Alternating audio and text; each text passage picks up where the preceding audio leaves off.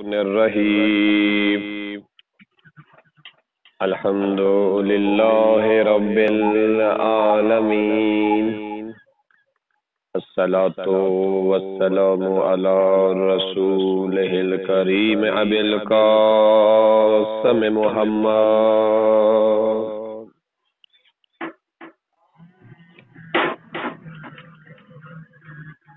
وعلى آلہ الطیبین الطاہرین المعصومین الذین اذهب اللہ عنہم الرجس وطہرہم تطہیرا.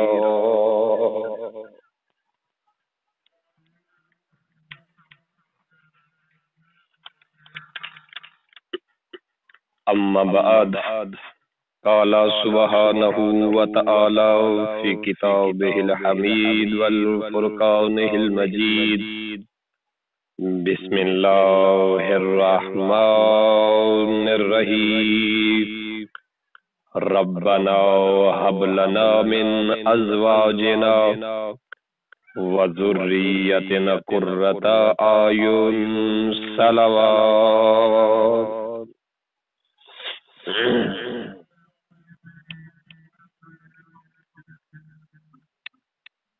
وَأَيْضًا قَالَ سُبْحَانَهُ وَتَعَالَى بسم اللہ الرحمن الرحیم. وَأَنكِحُوا الْأَيَامَ مِنكُمْ وَالصَّالِحِينَ مِنْ عِبَادِكُمْ وَإِمَائِكُمْ أَنْ يَكُونُوا فُقَرَاءَ يُغْنِهِمُ اللَّهُ مِنْ فَضْلِهِ واللہ واسع علیم. صلوات.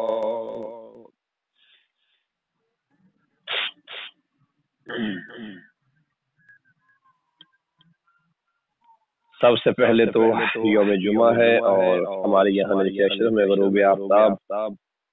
قریب ہے، اور روایات میں ہے کہ غروب آفتاب سے پہلے انسان جو بھی دعا مانگے،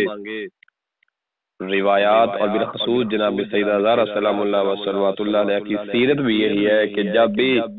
جمعے کا دن آتا تو مغرب کے وقت آپ اپنی کنیز کو مغرب سے پہلے اپنے مکان کی چھت پہ بھیج دیتی اور فرماتی جب سورج غروب ہونے کے قریب ہو تو میں فاطمہ کو بتانا میں نے پروردگار کی بارگاہ میں مناجات کرنی ہے. کیوں؟ اس لیے کہ روز جمعہ کا ڈوبتا ہوا سورج دعا کی استجابت کا بہترین وقت رکھتا ہے. تو لہذا دعا مانگتے پروردگار کی بارگاہ میں، پروردگار محمد و آل محمد کی عزت و عظمت کا واسطہ ہم سب کے گناہ صغیرہ کو بھی معاف فرما، ہماری خطاؤں سے درگزر فرما، ہمارے والدین کے گناہ صغیرہ کو بھی معاف فرما. پروردگار تمام مریضوں کو شفائے کامل و عاجلہ نصیب فرما. ہم خطا کار ہیں، ہم کوتاہ کار ہیں، تجھے اپنی عزت کا واسطہ، تجھے اپنی عظمت کا واسطہ ہمارے حال پہ رحم فرما. خدایا یہ ناتواں بدن ہیں، یہ کمزور دل رکھنے والے انسان ہیں ہم سب. پروردگار زمانے کی نچاکیاں، زمانے کی نفرتیں، زمانے والوں کی باتیں نہیں برداشت ہو پاتی. عزت آل محمد کا واسطہ ہمیں ہمت مردان نصیب فرما. اور اس وجود جو ہم وجود رکھتے ہیں پروردگار تجھے تیری عزت کا واسطہ اس وجود کو اپنے دین کی خدمت میں ہمیں صرف کرنے کی طاقت اور توفیق عنایت فرما. خدایا اس وجود کو نفس کے ناقص اس شیطانی ہیلوں سے پاک فرما جو شیطان ہیلے کر کر کے ہمارے بدن ناقص اور نفس ناقص کو اپنی طرف پھیر لیتا ہے. آل محمد کا واسطہ اس کے ہیلوں سے ہمیں محفوظ فرما. آج یوم جمعہ، یوم امام زمان علیہ السلام، عزت آل محمد کا واسطہ پروردگار امام زمان کے ظہور میں تعجیل فرما. پروردگار محمد و آل محمد کا واسطہ ہمیں اپنی جوانیوں کی حفاظت کرنے کی توفیق عنایت فرما. جن کے والدین رخصت ہو چکے ہیں آل محمد کا واسطہ پروردگار ان کے درجات بلند فرما، اور جن کے والدین موجود ہیں محمد و آل محمد کا واسطہ والدین کا سایہ ان نوجوانوں کے سروں پہ قائم و دائم فرما برحمتک یا ارحم الراحمین۔ مل کے ایک صلوات بڑے بڑا محمد و آل محمد۔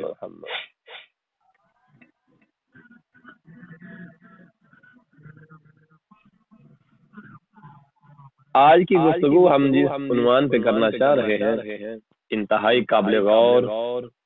اور دلچسپ موضوع ہے، اور بالخصوص اس معاشرے میں جن موضوعات کو ہم نے شروع کیا ہوا ہے، میرے اپنے لیے بھی، میرے اپنے نفس کے لیے بھی، اور ہم سب کے لیے جو موضوع گزر چکے ہیں اور انشاءاللہ جو موضوع آئیں گے، ان سب کا بڑا اہم تعلق ہے، اور اگر یہ اس طرح سے ہمارے نفس کی تربیت ہوتی رہی تو انشاءاللہ وہ وقت دور نہیں ہے کہ ہم اس سرزمی کو اور اپنے مومنین کو انشاءاللہ تعالی کامیابی کی راہ پر ضرور لے آئیں گے انشاءاللہ تعالی۔ ایک سوال بڑے محمد۔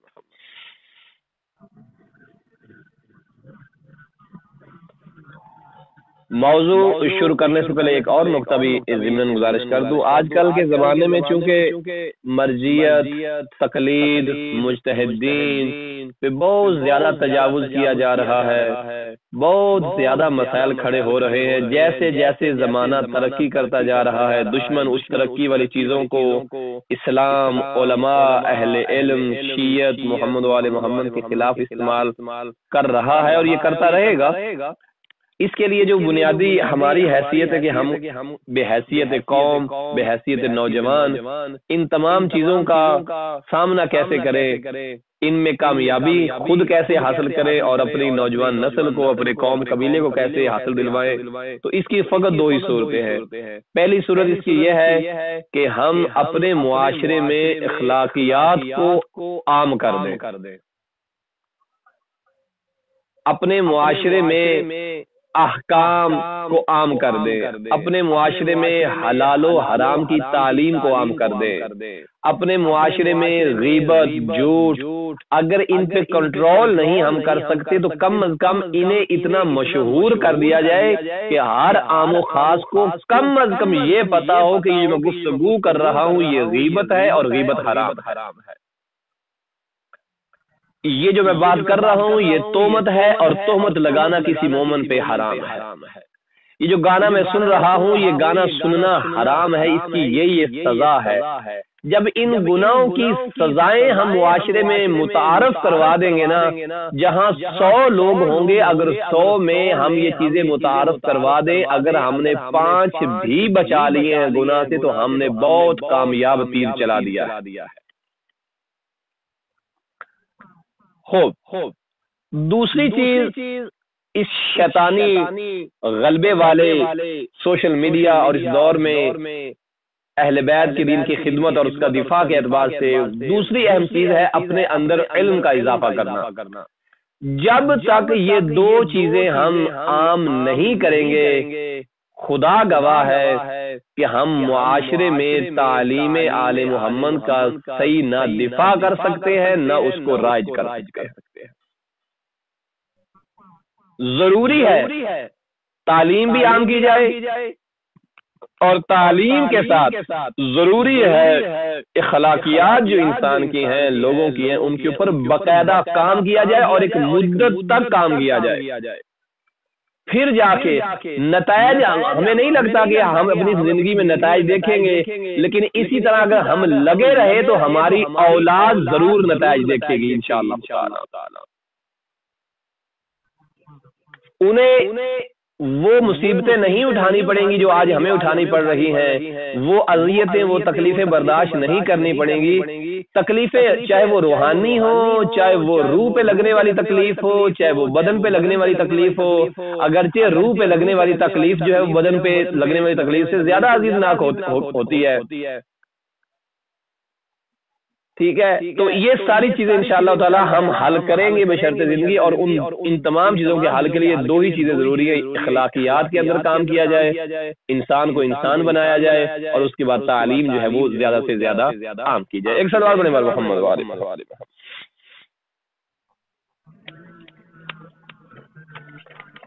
وعلی محمد وعجل فرج۔ تو انشاءاللہ تعالی ہم لگے رہیں گے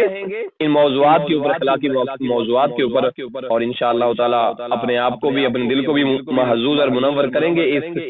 علم کے ذریعے سے، اور آپ تک بھی یہ پیغام ضرور پہنچائیں گے۔ آج کی جو گفتگو ہے وہ آپ کی خدمت میں جو بیان کرنی ہے، بڑی خوبصورت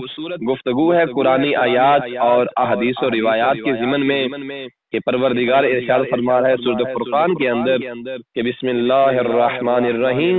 والذین یقولون ربنا هب لنا من ازواجنا وذریتنا قرۃ اعین واجعلنا للمتقین اماما، کہ خدایا ہمیں ہماری ازواج اور اولاد کی طرف سے، میری آواز آپ تک پہنچ رہی ہے؟ پروردگار ہمیں ہماری ازواج اور ہماری اولاد سے ہماری آنکھوں کی ٹھنڈک عطا فرما، اور ہمیں یہ ٹھنڈک عطا کرنے کے ساتھ ساتھ وَجْعَلْنَا لِلْمُتَّقِينَ إِمَامًا، اور پروردگار ہمیں متقین لوگ جو ہے، جو پرہیزگار لوگ ہیں، ہمیں تقوی والا تو قرار دے دے، بلکہ پرہیزگار لوگوں جو ہے ان کا امام بنا دے۔ یعنی کیا مطلب پرہیزگاروں کا امام بنا دے؟ یعنی ان کے لیے آئیڈیل بنا دے، وہ ہمیں دیکھ کر ہم سے گفتگو کر کے گناہ کو چھوڑ کر خیر کی طرف آ جائے۔ پروردگار ہمیں ایسا بنا دے۔ اور اگر ہم تھوڑی سی دقت کریں گے، اگر ہم تھوڑا سا اس پہ غور کریں گے، اس غور کی بنیاد پہ جب مومن پروردگار کی بارگاہ میں دعا کرتا ہے تو اس نے دو اعتبار سے ہی دعا کی ہے۔ ایک تو وہ یہ چاہ رہا ہے کہ اس کا ایمان جو ہے وہ شادی کے اعتبار سے مکمل ہو جائے، اس کے ذمن میں وہ یہ کہہ رہا ہے کہ شادی بھی ہو اور اس کے ساتھ جو ہے میری اولاد بھی ہو، اور دو یہ میری شادی اور اولاد ہے، کیونکہ اولاد اور مال جو ہے وہ حیات جو زندگی ہے اس کے لیے بہترین ایک راہ گزاری کا سلسلہ بھی ہے، اور اگر اس کی تربیت نہ کی جائے تو المال والبنون فطرت الحیات بھی بن جاتا ہے، دنیا میں یہ گمراہی کا سبب بھی بن جاتا ہے۔ اور پروردگار نے بیوی بچے اور مال عطا کر کے انسان کا دنیا میں امتحان بھی لیا ہے، اور اس کے ساتھ ساتھ اس اولاد ازواج اور مال کو دنیا کے لیے فتنہ بھی قرار دیا ہے۔ اور اسی اعتبار سے مومن اللہ کی بارگاہ میں دعا کر رہا ہے کہ پروردگار ربنا هب لنا من ازواجنا وذرياتنا قرۃ اعین، خدایا ہماری جو ازواج ہیں یا ہماری جو اولادیں ہیں، اولاد اور ازواج کی بنا پہ ہماری آنکھوں کو ٹھنڈک عطا فرما۔ اور آنکھوں کا ٹھنڈک ہونا کس اعتبار سے؟ یعنی جب وہ عمل خیر انجام دیں گے، جب وہ اطاعت گزاری کریں گے، ان کی اطاعت گزاری کی وجہ سے جو ہمارے دل کو سکون ملے گا، پروردگار تیری بارگاہ میں اس سکون کا ہم تقاضا کرتے ہیں۔ جس طرح کے مولا متقیان حضرت علی ابن ابی طالب علیہ السلام کی ایک دعا کا چھوٹا سا مفہوم ہے، ٹکڑا ہے، جس کو میں مفہومی اعتبار سے بیان کروں گا۔ امام فرماتے ہیں کہ پروردگار مجھے ایسی اولاد عطا فرما کہ جب میری اولاد کو میں دیکھوں تیری بارگاہ میں تیری عبادت کرتے ہوئے، تیری بندگی کرتے ہوئے، تو میرے دل میں ٹھنڈک پیدا ہو جائے۔ پروردگار میرے دل اور آنکھوں کو ٹھنڈک پہنچانے والی اولاد نصیب فرما۔ تو معصوم فرما رہے ہیں کہ اولاد جب نیک فعل انجام دیتی ہے تو ایک فطرتی طور پر والدین جو ہیں انہیں سکون ملتا ہے، انہیں دیکھ کر۔ ایسے تو حدیث کسا کے اندر نہیں ہے کہ بار بار جب رسول اسلام جب بھی اپنی بیٹی کو ملتے ہیں یا دیگر تاریخ اور حدیث کی کتابوں میں ملتا ہے کہ جناب سیدہ زہرا سلام اللہ علیہا و صلوات اللہ علیہا کو جب رسول اسلام دیکھتے تو یہ جملہ ارشاد فرما دیا، قرۃ عینی، اے محمد مصطفیٰ کی آنکھوں کی ٹھنڈک۔ درست ہے؟ تو اولاد اچھی ہو تو والدین کی آنکھوں اور دل کو ٹھنڈک پہنچتی ہے، اس لیے پروردگار اس مومن کی دعا کو جو ہے وہ اپنی کتاب الرحم میں جو ہے وہ بیان کر رہا ہے کہ ایک انسان جو ہے بندہ مومن جو ہے یا مومنین جو ہے وہ کہہ رہے پروردگار ہماری ازواج اور اولاد کو ہماری آنکھوں کی ٹھنڈک کا ذریعہ عطا فرما۔ خوب، اگر اس سے آگے بڑھتے ہیں ہم تو ایک اور مقام پہ ارشاد ہوتا ہے وَانْكِحُوا الْأَيَامَ مِنْكُمْ وَالصَّالِحِينَ مِنْ عِبَادِكُمْ وَإِمَائِكُمْ، بطور خاص نوجوان سماعت فرمائیں گے، اور اپنے غیر شادی شدہ آزاد افراد اور اپنے غلاموں اور کنیزوں میں باصلاحیت افراد کے ساتھ نکاح کرو، اگر وہ فقیر بھی ہوں گے، یا جملہ بطور خاص یکونوا فقراء یغنیہم اللہ من فضلہ، اگر وہ فقیر بھی ہوں گے تو خدا اپنے فضل و کرم سے انہیں مالدار بنا دے گا۔ واللہ واسع علیم، خدا بڑا وسعت والا ہے اور صاحب علم ہے۔ یہ آیت ان لوگوں کے منہ پر تماچا ہے، ان لوگوں کو متوجہ کرنے کے لیے ایک بہترین پیغام ہے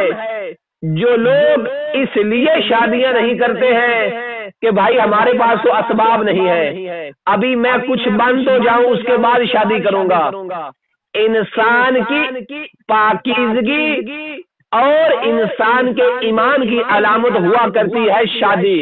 جس طرح روایات میں ہے رسول اسلام صلی اللہ علیہ وسلم فرماتے ہیں، روایت کا مفہوم ہے، آپ فرماتے ہیں جو کوارے لوگ ہیں وہ شیاطین کے بھائی ہوا کرتے ہیں، تو پتہ چلا کوارے شیاطین کے بھائی ہیں تو پھر شادی شدہ جو ہوں گے اگر وہ دیندار ہیں تو وہ متقین لوگوں کے بھائی ہیں۔ خوب،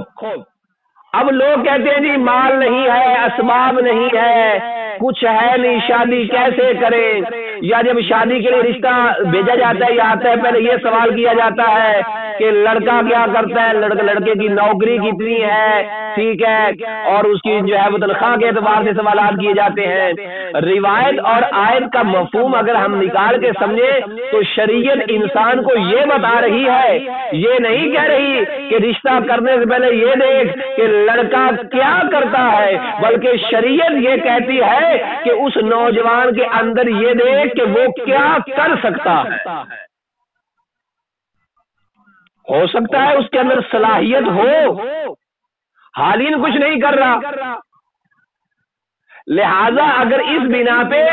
شادیاں نہ کی جائیں تو فتنہ فساد معاشرے کا حصہ بن جائے گا۔ اگر یہ کہا جائے گا کہ میں غریب ہوں، غریب بندہ کیسے شادی کر سکتا ہے، تو پروردگار ارشاد فرما رہا ہے کہ اپنے غیر شادی شدہ آزاد افراد ہو یا غلام ہو، کنیزیں ہوں، ان میں جو باصلاحیت افراد ہیں ان کے ساتھ جو ہے وہ دیکھیں باصلاحیت جس کے اندر صلاحیت ہو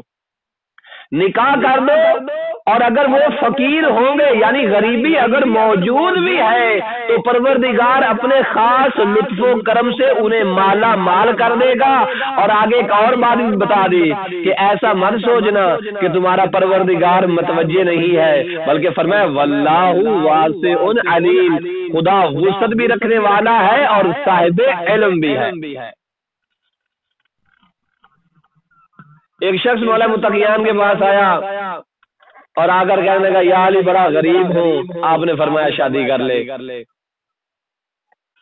اب آپ اور مجھ جیسا بندہ کہتا ہے یا علی میں آپ کے سامنے غربت کا رونا رو رہا ہوں اور آپ کہہ رہے ہیں شادی کر لو، لیکن شخص با معرفت تھا، اس نے جا کے شادی کر لی، اور لطف اوپر یہ ہوا کہ کسی نے اس غریب کو بیٹی دے بھی دی۔ کچھ عرصے بعد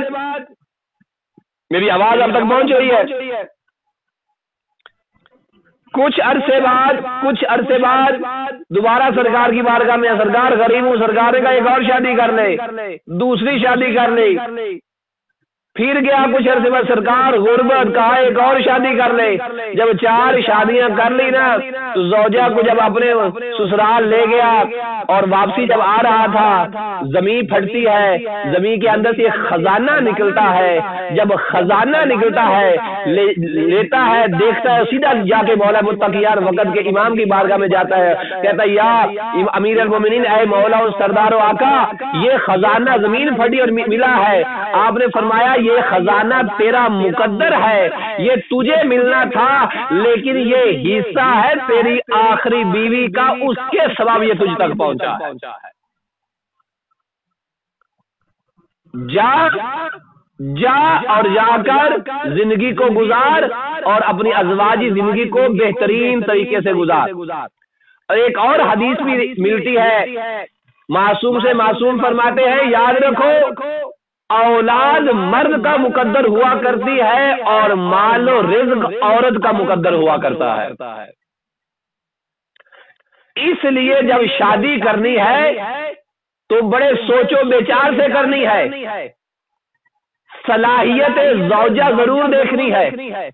پاکیزگی زوجہ ضرور دیکھنی ہے، یہ بھی دیکھنا ہے، صرف یہی نہیں دیکھنا خوبصورت کیسی ہے، اس کے بال کیسے ہیں، یہ چلتی کیسے ہے، نہ بلکہ ان چیزوں سے زیادہ ضروری یہ ہے، روایت میں موجود ہے کہ اے انسان یہ ضرور دیکھنا کہ آیا وہ تیری اولاد کی ماں بننے کی صلاحیت رکھتی ہے کہ نہیں رکھتی۔ یہ تو مخاطب کیا لڑکے والوں کو، اور لڑکی والوں کو بھی شریعت نے مخاطب کیا، اور مخاطب کر کے کہا کہ جب تمہارے پاس کوئی رشتہ آتا ہے تو اس کے اندر سب سے جو اہم چیز ہے وہ یہ دیکھ کہ وہ آنے والا جو تیرا داماد بننے والا ہے، جسے تو اپنے گھر کا داماد بنانے والا ہے، جسے بیٹی کا رشتہ دینے والا ہے، اس کے اندر سب سے پہلی چیز یہ نہ دیکھ کہ وہ مالدار کتنا ہے، وہ امیر کتنا ہے، اس کے بعد زمین کتنی ہے، جائیداد کتنی ہے، بلکہ شریعت کہتی ہے کہ اس کے اندر سب سے پہلی خصوصیت یہ رکھ دے کہ اس کا عقیدہ کیسا ہے، اس کا ایمان کیسا ہے، اور وہ صاحب تقوی ہے کہ نہیں ہے۔ اور معصوم نے فرمایا، امام حسن مجتبی علیہ السلام سے روایت ہے کہ اپنی بیٹی کی شادی متقی شخص سے کر۔ کیوں مولا؟ کہ اس لیے جب تیری بیٹی غلطی کرے گی اور وہ جو شخص متقی ہوگا وہ تیری بیٹی پہ ظلم نہیں کرے گا، اور جب تیری بیٹی غلطی کرے گی تو وہ خوف خدا کی وجہ سے تیری بیٹی کو معاف کر دے گا۔ خدا کی قسم اگر ہم نے شریعت کے تقاضوں کو اپنایا ہوتا تو آج ہر گھر خوشحال ہوتا، ہر گھر میں رونقیں ہوتی، میاں بیوی کا آپس میں تعلق اور سلوک بہترین ہوتا، اور جب میاں بیوی کا آپس میں اچھا سلوک ہو تو پھر اولاد نیک پیدا ہوتی ہے،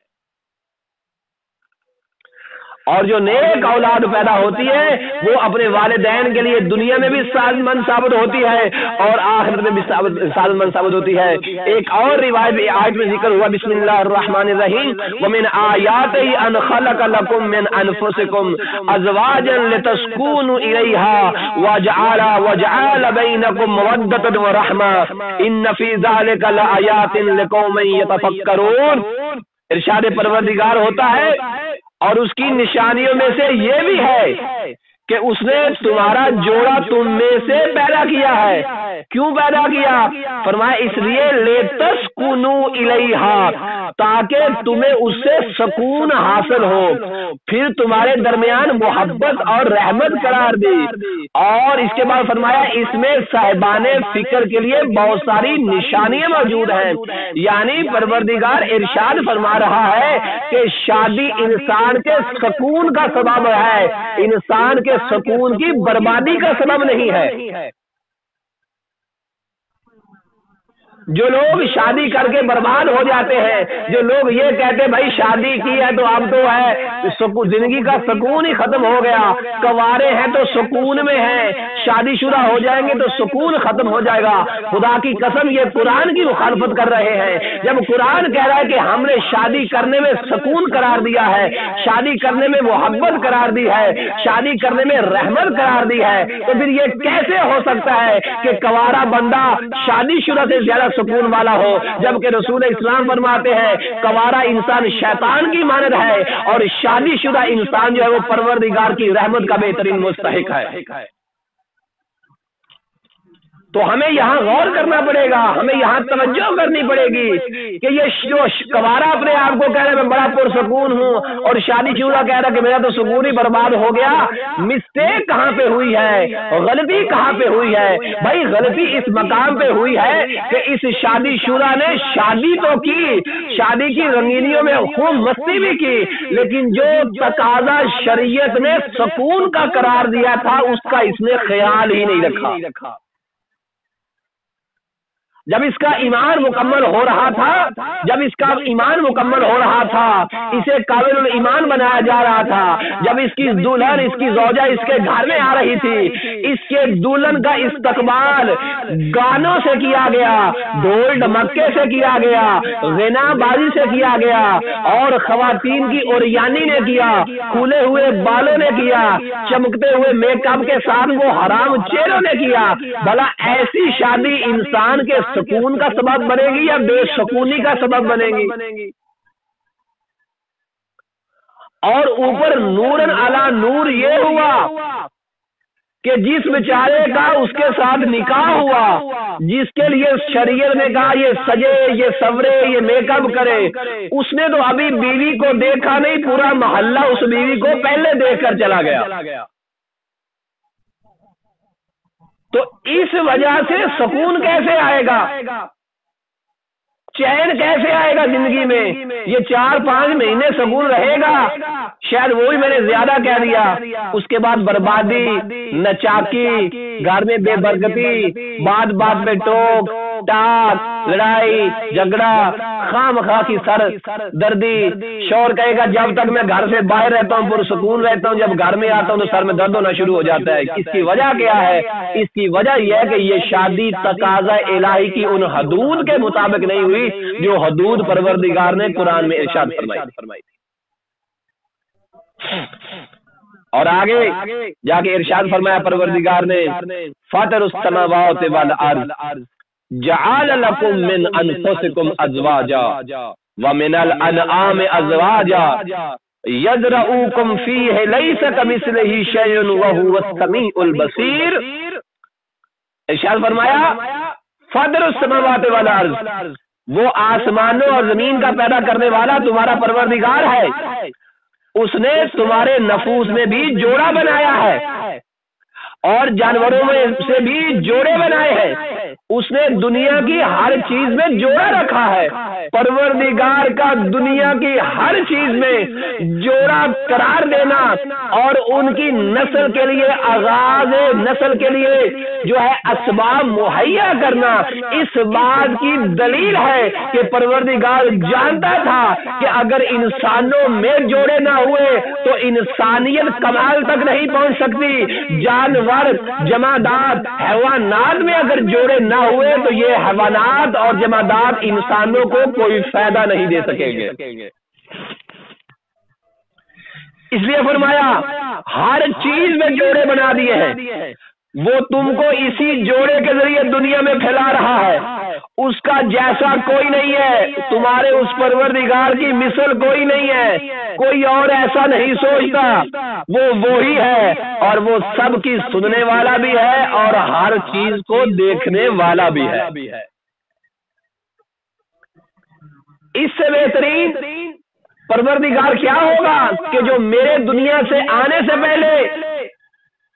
میرے والدین کے لیے مجھے اہتمام کر رہا ہے اور میری شادی کے وقت میری جو اولاد ابھی نہیں ہوئی اس کے لیے اسباب مہیا کر رہا ہے۔ اس سے بہترین کوئی پروردگار ہوگا جو ہمارے اوپر عنایات کرے۔ خدا کی قسم وہ ایک ہی ذات ہے جس ذات کو ذات کبریا کہتے ہیں، اور اس ذات کی عظمت اور اس ذات کی عزت اور کمال کے لیے یہ ہے کہ اس عظیم ذات کے سامنے پھر مصطفیٰ بھی جھکتے ہیں اور مرتضیٰ بھی جھکتے ہیں۔ اس خدا کے سامنے پھر سیدہ زہرا سلام اللہ علیہا بھی بندگی کرتے ہوئے نظر آتی ہے۔ ایسی ذات کی میری پاک بیوی پھر ایسے بندگی کرتی ہے کہ جب محراب مسجد میں محراب عبادت میں جناب زہرا جاتی ہے تو پورا مدینہ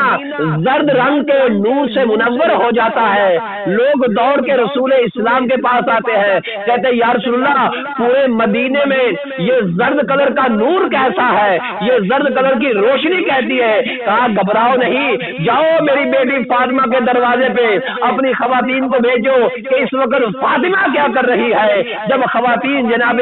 زہرا کے گھر داخل ہوتی ہے تو کیا دیکھتی ہے؟ علی کی زوجہ سرکار مصطفیٰ کی بیٹی حسنین شریفین کی والدہ گرامی مصلی عبادت پہ محراب عبادت میں کھڑے ہو کر اللہ کی بندگی کر رہی ہے، اور اتنے خلوص کے ساتھ کر رہی ہے کہ بدن مبارک سے نور کائنات کو روشن کر رہا ہے۔ یہ ہے وہ عظیم ذات جس کے آگے یہ سجدہ کر رہے ہیں، اور وہ ذات ہمیں بتا رہی ہے کہ میں نے تمہارے دنیا سے آنے سے پہلے ہی جوڑے بنا دیے ہیں تاکہ تیری نسل بھی اچھی ہو اور تو جمادات اور حیوانات سے بہترین استفادہ بھی کر سکے۔ اور رسول اسلام صلی اللہ علیہ وآلہ وسلم نے فرمایا من تزوجا احرز نصف دینہ، جس نے ازواج کیا، جس نے شادی کی، اس نے آدھے دین کو مکمل کر لیا ہے۔ اور پھر فرمایا من احب ان یتبع سنتی فإن من سنتی تزویجا، جو شخص میری سنت کی اتباع کرنا چاہتا ہے اور میری سنت پہ عمل کرنا چاہتا ہے، بے شک میری سنت شادی کرنا ہے۔ اور وہ اکثر سوال جو میرے نوجوان بھائی پوچھتے رہتے ہیں، اور وہ میں امام صادق آل محمد کی زبانی آپ کی خدمت میں پہنچا ہی دیتا ہوں۔ امام فرماتے ہیں رکعتان یصلیہما المتزوج افضل من 70 رکعتا یصلیھا اعظم۔ او دنیا والو، امام صادق فرما رہے ہیں کہ اگر ناصر صاحب اور مولوی اصغر صاحب اور منور صاحب 2 رکعت نماز پڑھیں گے، اور آصف صاحب اور رضوان صاحب اور احمد رضا اور دیگر احباب 70 رکعت پڑھیں گے، وہ 270 گنا سے زیادہ قابل قبول ہوگی۔ لہذا کوارا شخص 70 پڑھے، شادی شدہ 2 پڑھے، یہ 2 70 کے برابر نہیں ہے۔ مولا کیا فرما رہے؟ افضل من 70، 70 سے بھی زیادہ ہے۔ اور پھر یہ فرمایا صرف شادیاں نہیں کرنی ہے، شادیوں کے بعد اور ذمہ داریاں بڑھ جانی ہے اور معاملات ہو جانے ہیں۔ مولا کیا قال امام صادق علیہ الصلوۃ والسلام کا ایسا نہیں ہے شادی کر لے مہینہ 2 مہینے کے بعد تو تے میں نہ، فرمایا من اخلاق انبیاء حب النساء۔ یاد رکھو اگر نبیوں کا اخلاق دیکھنا ہے تو اپنی بیوی سے محبت بھی کرنی ہے۔ ہمارے معاشرے کا روٹین الگ ہے، ہمارے معاشرے میں شادی سے پہلے محبت ہو جاتی ہے، لیکن امام کہتے ہیں شادی کے بعد محبت کرنی، سرور بر محمد و آل محمد۔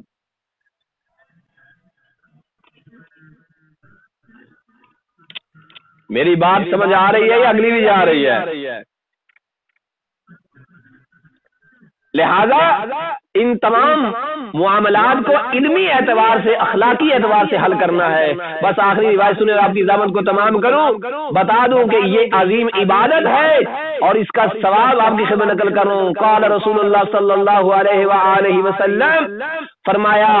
المتزوج النائم افضل عند اللہ من الصائم القائم العزم۔ یاد رکھو شادی شدہ شخص کا اپنے بستر پر سونا خدا کے نزدیک اس کوارے شخص سے زیادہ بہتر ہے کہ جو کوارا شخص دنوں کو روزے رکھتا ہے، راتوں کو کھڑے ہو کے عبادت کرتا ہے، اور شادی شدہ شخص اللہ کی بندگی واجبہ کرنے کے بعد بستر پہ سو جاتا ہے۔ اس کا سونا اس کوارے کی عبادت سے افضل ہے۔ لہذا ہمارے نفس کی تزکیہ دنیا کی غلاظتوں میں نہیں ہے، جیسے میرا بچہ، میری بچی، میرا بیٹا، میری بہن، میری بیٹی جوان ہوتی ہے تو اس کا دماغ ہی خراب ہو جاتا ہے، اس کے دماغ کی رنگینیاں ہی الگ ہو جاتی ہیں۔ جیسے بچہ جوان ہوتا ہے وہ چوک میں کھڑا ہونا شروع ہو جاتا ہے، جیسے میری بیٹی، میری بہن جوان ہوتی ہے وہ میک اپ کرنا شروع کر دیتی ہے، وہ فیشن کرنا شروع کر دیتی ہے، وہ ڈرامے دیکھنا شروع کر دیتی ہے، وہ جو پتہ نہیں کیا کیا کرنا شروع کر دیتی ہے، سہیلیوں کے درمیان، دوستوں کے درمیان عجیب و غریب گفتگو ہے۔ یہ معیار شادی نہیں ہے، معیار شادی یہ ہے کہ انسان اپنی جوانی کو پاکیزہ کرے۔ اور میں جملہ بطور خاص نوجوانوں سے مخاطب ہو رہا ہوں کہ جب میں چاہتا ہوں، جب میری خواہش یہ ہے کہ جو مجھے بیوی ملے، جو میری زوجہ بنے، وہ بڑی نیک سیرت ہونی چاہیے، وہ بڑی پاک و پاکیزہ ہونی چاہیے۔ رات تنہائی میں اپنے سر پہ قرآن رکھ کے خود سے یہ قسم لینا کہ اے ثقلین نقوی، کیا تو خود پاک و پاکیزہ ہے؟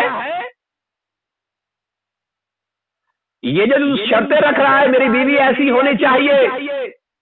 تیرا بدن اس کی امانت، اس کا بدن تیرے پاس امانت، کیا تیرے پاس جو اس کی امانت ہے تو نے اس میں خیانت تو نہیں کی؟ خدا کرے نوجوان میرے جملے کو سمجھ سکے۔